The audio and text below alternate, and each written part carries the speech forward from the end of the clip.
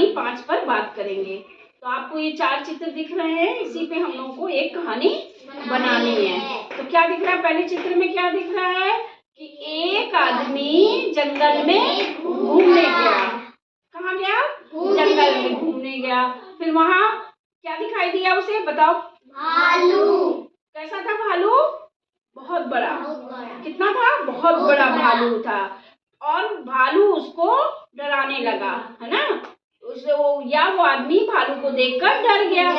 अब दूसरे खाने में क्या है कि भालू जब वो डरने लगा तो आदमी आगे आगे बढ़ने लगा और भालू उसके पीछे पीछे। क्या कर रहा होगा भालू, बताओ?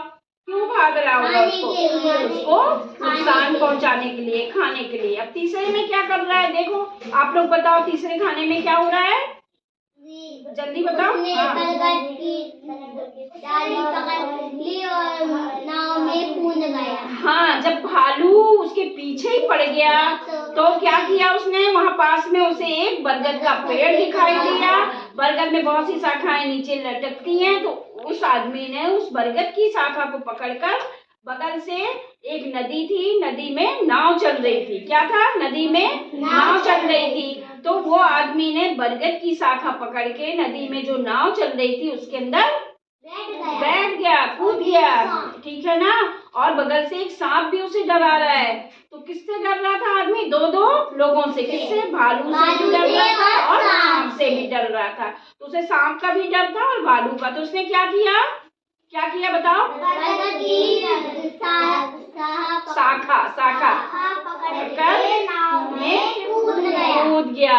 अब जब नाव में कूद गया तो भालू भी उसके पीछे पीछे पानी में, नदी में कूद गया। तो क्या हुआ होगा भालू जब नदी में कूदा होगा, बताओ? हाँ, पानी में डूब जाएगा। अब बताओ भालू डूबेगा पानी में कि नहीं डूबेगा? क्यों डूबेगा? क्योंकि वो बहुत मोटा भी था, भारी था, उसे तैरना तो आता नहीं है भालू को, है ना?